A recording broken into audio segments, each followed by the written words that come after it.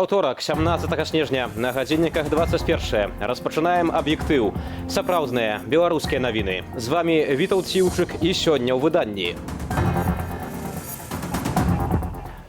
Прызнанні пра забойствы апозіцыянераў. Што далей?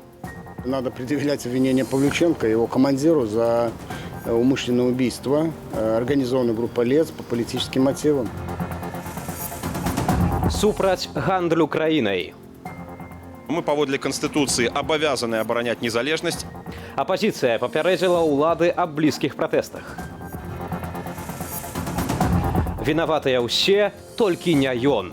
Лукашенко адчытвае падначаленых і скардзіцца на правал інвестыцыяў. В Беларуси огромный государственный сектор экономики, конкурировать с которым частному бизнесу очень тяжело. Ці будуць наступствы ад інфармацыйнай бомбы? Прызнанні былога байца СОБР Юрыя Гараўскага аб суўдзеле ў выкраданні і забойстве Юрыя Захаранкі, Віктара Ганчара і Анатоля Красоўскага выклікалі рэакцыю былых калегаў па зброі. Тэму працягне Ярослаў Сцешык. Гэта была проста інфармацыйная бомба. У панядзелак на партале Deutsche Welle нямецкай хвалі з'явілася прызнанне былога байца СОБР Юрыя Гараўскага. Ён распавёў падрабязнасці пакаранняў смерцю без суда і следства лідараў беларускай апозіцыі Юрыя Захаранкі, Віктара Ганчара і Анатолия Красоўскага. Это база в Бегомле. Здесь вот убили Гончара, Красовского. А здесь где-то метрах 50 была выкопана яма, заготовленная уже. Мы их разделим. Як показало вулічнае апытанне, белорусы прочитали споведь спецназовца. Он называл место, где это произошло, во всяком случае, в случае Гончара. И там какие-то патроны упоминались. Такие дела, у них нет срока давности. То есть это в любом случае когда-то всплывет и все станет известно. Коли, наверное, Лукашенко не станет, тогда, может, правда, нигде выйдет. Гараўскі называе канкрэтныя прозвішчы удзельнікаў байцоў СОБР. Усяго 15 чалавек под кіраўніцтвом подполковника Дмитра Павлюченки. Показания Гаравского подтвердили показания Случика, Петрушкевича и Алкаева о способе похищения, о мотивах похищения и с какой целью был устранен Гончар, Захаренко и Красовский. Гараўскі падрабязна распавядае, як у траўні 99-го собраўцы ў цывільным выкралі і забілі экс-міністра ўнутраных справаў Юрыя Захаранку, які сышоў у апозіцыю. А ў верасні былога кіраўніка цэнтрвыбаркаму Віктара Ганчара і ягонага сябра, бізнесоўца Анатоля Красоўскага. Паводле Гараўскага вусны загад забіць Ганчара Павлюченко патлумачыў кампраматам пра фальсіфікацыю выбараў з боку ўладаў. Это делал Павлюченко. Он нажимал на спусковые крючки.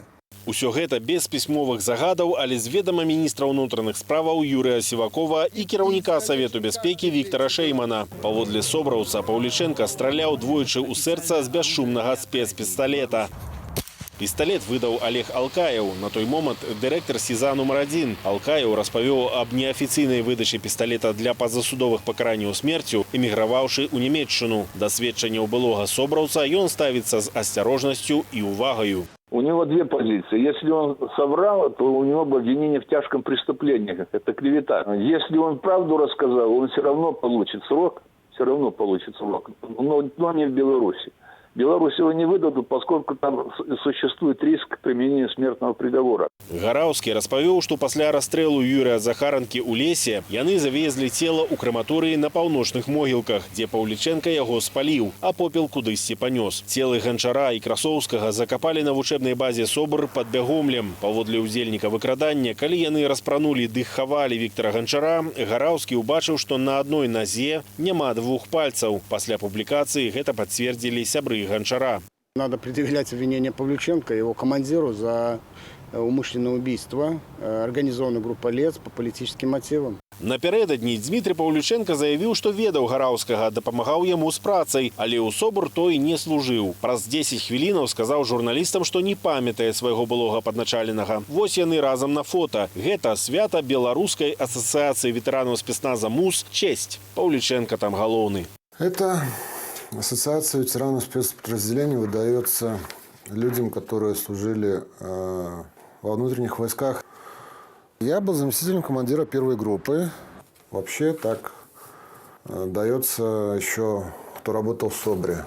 Ужо сёння намеснік Паўлічэнкі Ігор Парэчын пацвердзіў, што Гараўскі былы баец СОБР і накіраваў Александру Лукашэнку просьбу даць прэс-канферэнцыю. Нібыта Гараўскі дзеля асабістай выгады удзельнічае ў інфармацыйнай атацы на суверэнітэт Беларусі. Пра ціск кампраматам з боку Масквы заявіў і экс-міністр МУС Юрый Сівакоў. Пытанне эскадронаў смерці балючае для Лукашэнкі, і ён таксама блытаецца ў каментарах. Былі яны створаныя ці не? Меня обвиняли, этот Лукашенко там или знает, или давал команду.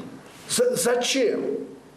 Ну, негодяи уже море ходит сегодня, врагов белорусского народа, как я их называю. Но я же никогда себе не позволил там какую-то команду дать. Или мне принимать жестокие меры, как в первые годы своей жизни президентской, когда убивали людей на трассе Москва-Берлин. Когда я посылал горстку надежных людей с автоматами, которые перестреляли там половину. Гараўскі пацвярджае, спачатку СОБР забіваў бандытаў, нібы пры затрыманні, а потым заадно і дзеячаў апазіцыі. Ярослаў Стешык, Діана Радкевіч, Белсат. Арганізатары акцыі пратэсту 20 снежня супраць інтэграцыі з Расіяй паведамілі аб ейным правядзенні ў Менскі гарвыканкам. Заяўку прынялі і зарэгістравалі. Это звычайная форма. Мы паводле Конституции обязаны оборонять незалежность, и мы паводле Конституции маем право на мирные акции протесту. Тому мы реализуем свое право. Паколькі мы разумеем, что людей будзе шмат, это будзе массовая акция, мы звяртаемся ў кіраўніцтва гораду з тым, каб яны мелі гэта на ўвазе, забяспечылі парадак і каб акцыя прайшла без праблемаў. Акцыя мае распачацца о 18-й гадзіне на Кастрычніцкай плошчы ў гэтую пятніцу 20 снежня, акурат у дзень сустрэчы кіраўнікоў Беларусі і Расіі ў Петербурзе, на якой маюць падпісаць дарожныя мапы аб інтэграцыі. Арганізатары плануюць правесці сустрэчу ў фармаце акцыяў, якія прайшлі ў сталіцы 7-8 снежня. Мерапрыемства мае адбывацца цягам 3 гадзінаў і скончыцца о 21-й. Як выглядае беларускі дзелавы клімат для замежных інвестараў? Пра гэта ў Менску распавялі прадстаўнікі міжнародных фінансавых інстытуцыяў. Тэма інвестыцыяў гучала сёння і на нарадзе ў кіраўніка краіны. Ці ўсё ў парадку з фінансавым падтрыманнем, ды ці ёсць аддача? Юлія Лабанова. Меліся працаваць ды прыносіць прыбытак, аднак урад ізноў просіць дзяржаўнай дапамогі. Спраўдзіць выкананне бізнес-плану на найбольш неэффектыўных інвестпраектах пастанавіў Александр Лукашенко падчас сённяшняй нарады. Правительство к концу года традиционно подготовило предложение об оказании очередной государственной поддержки. Ну что ж, если эта поддержка обоснована, мы эту поддержку будем оказывать, такова жизнь. Но только после того, как будет доказано, что в этой поддержке просители нуждаются. Гэта крэдыты атрымалі 34 буйныя беларускія прадпрыемствы. 22 з іх ужо ў эксплуатацыі. Рэшта выходзіць на праектавую магутнасць. Пры гэтым 3 праекта ў цэлюлозна-папяровай сферы запрасілі дадатковае фінансаванне, а вытворца сукняў пераносу тэрмінаў запуску. Дзяржаўнае падтрыманне выдаткоўвалася перадусім для тых, хто здолее функцыянаваць за кошт айчыннай сыравіны. Дык у чым можа быць правал інвестыцыяў? Когда государство инвестирует деньги, эти деньги, они как бы ничьи, непонятно чьи, общие, да, и ни у кого там сердце за них не болит. Когда деньги вкладывает частник, он вкладывает свои кровные, и, естественно, он в лепешку разобьется, но сделает так, чтобы каждая копейка была потрачена максимально эффективно. Гэта прыклад суконнай фабрыкі «Камволь» або заводу газетнай паперы ў Шклове. Між тым аднавіць добрскую папяровую фабрыку «Герой працы» мелася кітайская карпорацыя «Сюань-Юань», аднак не здолела. Пасля некампетэнтнасці яшчэ аднаго кітайскага падрадчыка рыхтаваць да запуску даводзіцца самастойна і цэлюлозна-кардонны камбінат у Светлагорску. Менш правалаў зазнаем ад еўрапейскіх інвестараў, аднак далёка не кожны пакуль гатовы прайсці працаваць у Беларусь. Что может иностранный инвестор вообще знать про Беларусь? Если он никогда специально не искал информацию непосредственно про Беларусь, то, скорее всего, он может обладать какой-то общей информацией о том, что это бедная страна со своеобразным политическим режимом. Если он начнет копать глубже, то он узнает, что за последние 10 лет Беларусь пережила гиперинфляцию, что курс национальной валюты обесценился в 10 раз за этот период. Неспрыяльны клімат для інвестараў адзначаюць і ў бізнес-асяродку, нягледзячы на рэформы і поспехі ў барацьбе з карупцыяй. Гэткія высновы паказаў аналіз міжнародных фінансавых арганізацыяў. Шляхі, якія краіна мусіць зрабіць, каб палепшыць сітуацыю, вельмі простыя. Рэформы былі праведзеныя на паперы, а цяпер неабходнае іх рэалізаванне на практыцы праз службовых асобаў, бо на цяперашні момант бізнес не адчувае зменаў. Гэтак сярод найбольшых перашкодаў бізнесоўцы па-ранейшаму называюць падатковыя стаўкі, кепскі доступ да фінансавання, недобрасумленную канкурэнцыю і палітычную нестабільнасць. Юлія Лабанова, Белсат. І да іншых важных тэмаў. Былога прэзідэнта павесяць за замах на Канстытуцыю. У Пакістане. Гэтыя ды іншыя тэмы у аглядзе замежжа ад Ірыны Дарафейчук. Экс-прэзідэнта Пакістану Первеза Мушарафу асудзілі да смяротнага пакарання. Калегія адмысловага суда ў Ісламабадзе прызнала яго вінаватым у дзяржаўнай здрадзе. У 2007 годзе, пасля 8 гадоў кіравання, Мушараф увёў у краіне надзвычайны стан, прыпыніў дзеянне Канстытуцыі ды арыштаваў суддзяў Вярхоўнага суда, якія збіраліся разгледзець легітымнасць ягонага кіравання. Свае дзеянні ён тлумачыў пагрозаю з боку экстрэмістаў. Амерыканская карпорацыя «Боинг» приняла рашэнне са студзеня прыпыніць вытворчасць лайнераў 737 МАКС. Пра гэта паведамляецца на сайце кампаніі. Эксплуатацыю самалётаў «Боинг» 737 МАКС прыпынілі пасля 2 авіякатастрофаў. Летась у кастрычніку адзін лайнер разбіўся ў Інданезіі, загінула 189 чалавек, другі ў сакавіку ў Эфіопіі, загінулі 157 чалавек. Пра тэрміны аднаўлення выпуску самалёта не паведамляецца. У вытворчым ланцужку серыі «МАКС» задзейнічаныя каля 600 кампаніяў. У Расіі распачалі крымінальную справу пра знікненне рэчываў для выбухоўкі з заводу «Авангард» у башкірскім Старлітамаку. Вядзецца праз 276 тонаў выбуховых адкідаў, якія былі накіраваныя на утылізацыю, але назад Міністэрства абароны іх не здалі. Паводле меркавання Міністэрства прамысловасці і гандлю Расіі, якому падпарадкоўваецца «Авангард», зніклыя рэчывы маглі перапрацаваць у прамысловую выбухоўку на замову іншай фірмы. У пачатку года ў свеце забілі 51 журналіста, 57 працаўнікоў медыяў выкрадзеныя, 380 перабываюць у месцах пазбаўлення волі, пакараныя за сваю прафесійную дзейнасць. Такія лічбы прыводзяцца ў штогадовай справаздачы міжнароднай арганізацыі «Рэпарцёры без межаў». Самыя небяспечныя для журналістаў краіны сёлета Мексіка, Сірыя, Афганістан, Пакістан і Самалі, адзначаецца ў дакладзе. Найбольш журналістаў за кратамі ў Кітаі. Інстаграм пачне папярэджваць карыстальнікаў пра абразлівыя подпісы пад фотаздымкамі або пад відэа. Пры спробе апублікаваць такі подпіс з'явіцца паведамленне, што на гэткія спавяшчэнні прыходзілі скаргі. Пасля гэтага карыстальнік будзе мець магчымасць адрэдагаваць пост. Гэткім чынам сістэма штучнага інтэлекту мае дапамагчы змагацца з цкаваннем у інтэрнэце, паведамляе кампанія, што належыць карпорацыі Facebook. Ірына Дарафейчук, Белсат. Бацькі збіраліся ладзіць пікет пратэсту, але адваката ўсё ж дапусцілі. Пётр Маркелаў, давераная асоба былога кандыдата ў дэпутаты Станіслава Шашка, адседжвае 14-дзённы арышт за патрабаванне сумленна і адкрыта пералічыць галасы на выбарчым участку. Сёння адвакатка даведалася. Пятру Маркелаву ўручылі чарговы, новы адміністратыўны пратакол. Гэтым разам за ўдзел у акцыі за незалежнасць Беларусі. Ему был вручен протокол об административном правонарушении 15 декабря. Копия его, с оригиналом он ознакомился, сказал, что он с ним не согласен, подписи не ставил. Вельмі дрэнна, што не дапускалі адваката на працягу 3 дзён. Мы вельмі хваляваліся, мы думалі, што з ім нешта дрэннае здарылася. Як паведамлялі бацькі Пятра Маркелава, затрыманы перабывае ў жахлівых умовах. Разам з актывістам у камеры сядзелі бяздомныя. Памяшканне было напоўненае вошамі і смуродам. Вартаўнікі прымусілі Пятра Маркелава вырваць зробленыя ў ізалятары нататкі, бо гэта, цытата, забароненая інфармацыя. Сваю салідарнасць з Пятром Маркелавым выказвалі нядаўна на пікетах у Вільні, Кракаве і Шчэціне. У Менску развіталіся з Уладзімірам Цыплаковым. Вядомы беларускі хакеіст, заслужаны майстар спорту, памёр у мінулую суботу на 51-м годзе жыцця. У свой час Цыплакоў стаў першым гульцом з Беларусі, які трапіў у амерыкана-канадскую НХЛ, наймацнейшую хакейную лігу свету. Зрабіў там кар'еру, а апошнія гады жыцця працаваў трэнерам. Развітанне з майстрам спорту адбылося на крытым катку хакейнага клубу юнацтва у сталічным парку Горкага. Пахавалі Уладзіміра Цыплакова на ўсходніх могілках сталіцы, побач з яшчэ адной легендай беларускага хакею – Русланам Салеем.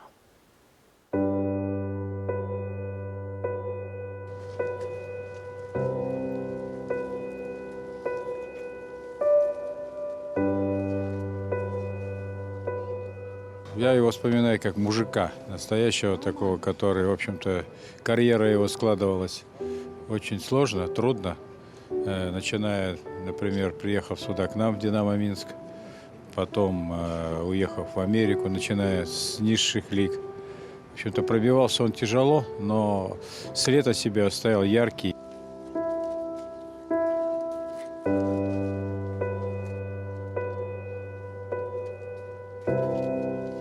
Володя на все соревнования, то есть откликался, наверное, один из первых. То есть не надо было его звонить, уговаривать.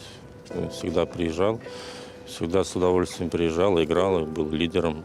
Каким человеком запомнился? Ну, наверное, простым в общении человеком, очень доброжелательным. И как с тренерами, как с партнерами.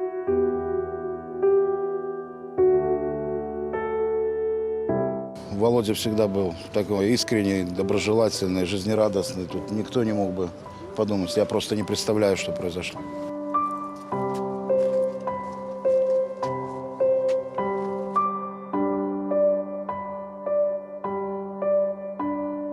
В сборной, в «Динамо» и позднее опять в сборной. Везде был лидером. Лидером и в раздевалке, лидером и на площадке. Такой был приятный и в разговоре парень, и мог ребят настроить.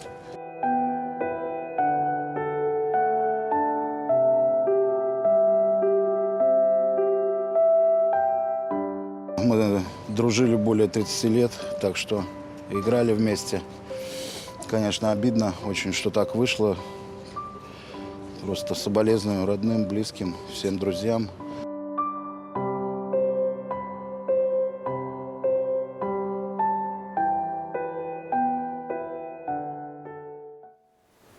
Сусветны клімат змяняецца, заўважаюць навукоўцы.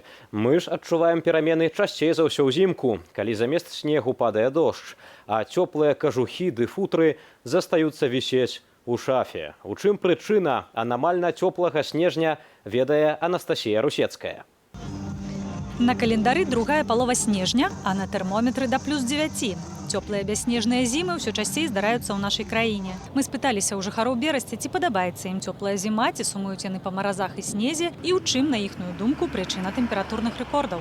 Мы ждем зиму, а ее нет. Нравится, что тепло, но понимаю, что климат изменился. И снега нам еще, наверное, ждать не скоро. В детстве даже в моем было совсем все по-другому. Ну, а сейчас как-то совсем ни новогоднее, ни по-новогоднему, ни праздничное, ничего. Тепло, мы считаем, что связано с человеческой деятельностью. Цикличность природы, она не зависит от выбросов, от чего-то. Это природа, это не мы. На Новый год, чтобы выпал снег для атмосферы, и дальше пускай такая погода и будет.